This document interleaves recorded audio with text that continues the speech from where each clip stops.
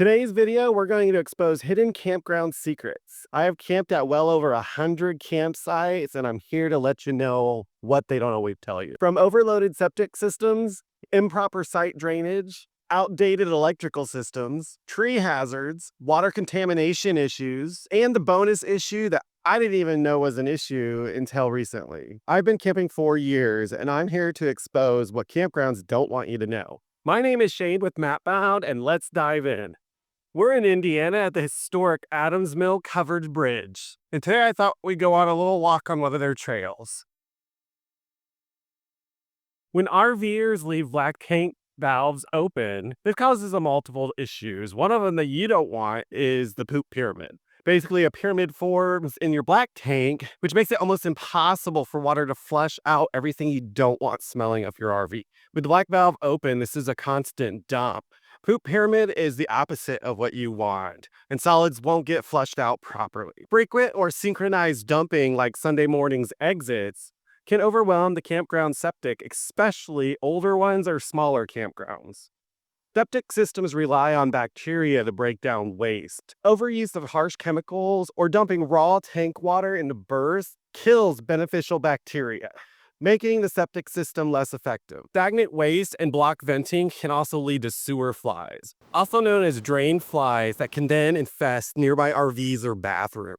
As a result, waste can bubble up through the site hookup or even the bathroom drain. Also, leach fields can get saturated and push untreated waste to the surface. This can also lead to a full system shutdown. Campgrounds may close dump stations or even limit hookups during peak seasons due to tank overload or drain failures. Newbie campers tend to think it's just like the city sewer, which means it could just handle anything you throw at it. Newbie campers don't understand that using tank treatment, keeping valves closed, or even dumping your black tank only when it's 2/3 full will help keep solids suspended and flowing.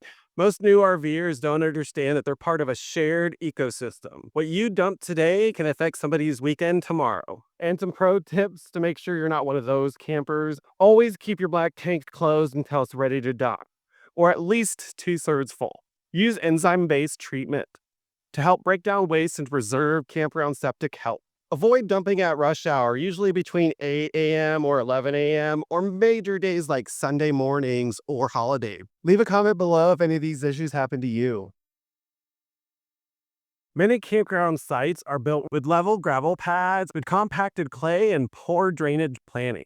Rainwater and melted snow often have nowhere to go, creating standing water or soggy grounds. Unlevel pedals can also affect the RV's leveling, can cause jack sinkage, and degrade tires if it's parked long enough on wet soil. Because of this, you have flooded campsites, muddy chairs, and waterlogged fire pits. Also, standing water can attract mosquitoes and other pests. Long-term drainage issues can lead to erosion or foundation issues at the site itself. Newbie RVers think that the rain is to blame, not realizing that poor grading is the cause. They don't bring extra wood blocks or leveling pads and patio mats to stay above water. And they also fail to let the office know, which prevents it from being fixed in the future. A pro tip would be to always check the site's slope before setup. You can use like a ball or even a level to help detect the puddle-prone areas. Use patio mats or RV stairs to keep your gear out of the mud.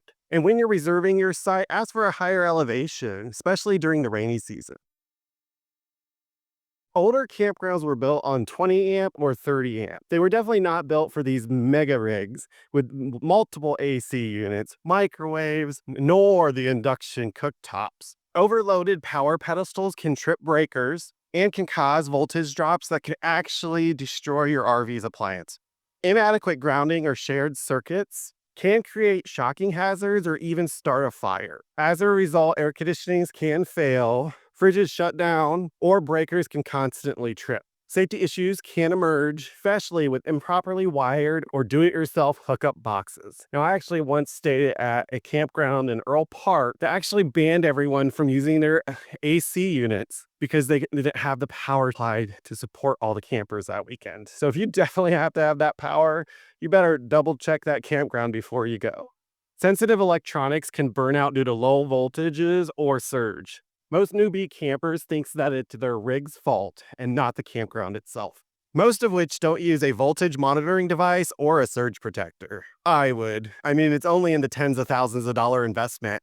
They plug in without even checking the pedestal for burn marks or any kind of damage.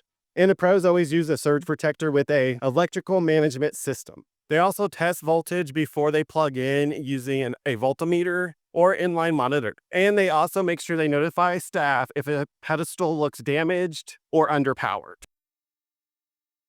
Trees provide shade but can be hazardous if limbs are dying, overhanging, or infested. Heavy storms and wind gusts can drop branches on your RV, vehicles, or even people. Wildlife like squirrels and raccoons can use the branches to access your roof, and they can chew through your seals and wires. This can result in roof damage, broken solar panels, broken antennas, and even bodily injury. Campgrounds risk lawsuits or even closure due to not maintaining their trees. And this could also turn into pest infestation due to animals using trees as pathways. Newbies assume that the trees have been maintained, which is not always the case. They also don't look up during setup to see what kind of trees they're dealing with. They mistake animal noise for cute nature sounds when it may actually be the rodents damaging your rig. What the pros do, they always look up before choosing a site and setting up, and avoid parking under leaning and dead limbs. Also use a flashlight at night to spot critter movement and or their droppings near the rig. And always report cracked limbs and tree fungus to the campground staff. Campgrounds using well water or old plumbing may not treat or test regularly. Contaminants like E. coli, iron, and sulfur, or sediments can come through unfiltered spigots. Shared spigots with cross-contamination like back siphoning can affect entire water lines. This can result in gastrointestinal illnesses, clogged water filters, or appliances. Long-term exposure can damage water heaters or clog plumbing due to mineral buildup. Campgrounds may have legal repercussions or fines if contamination is proven.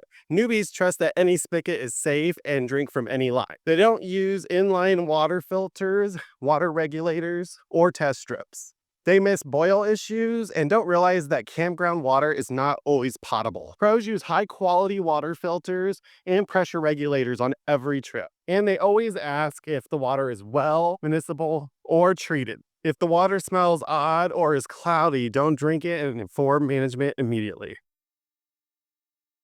Too many devices trying to stream or become hotspots all at once can strain rural cell phone towers. High electromagnetic traffic can disrupt wildlife behavior, especially birds and pollinators. Many campers expect Wi-Fi but don't understand the limitations of the infrastructure. This can lead to slow speeds, drop calls, or network outages. Wildlife may avoid nesting or feeding in high signal areas. Newbies assume that poor signal means that the campground has bad Wi-Fi, and not that the tower is possibly overloaded. They also try to work remotely without checking coverage maps. They also don't realize that a phone left on searching for signal drains tower bandwidth. The pros will download an offline map before their arrival. They also turn off devices and turn on airplane mode when they're not in use. Always bring realistic expectations to a campground, so bring your books, games, and have outdoor plans. My name is Shane with MapBound. Please like and subscribe, and I'll see you on the next one.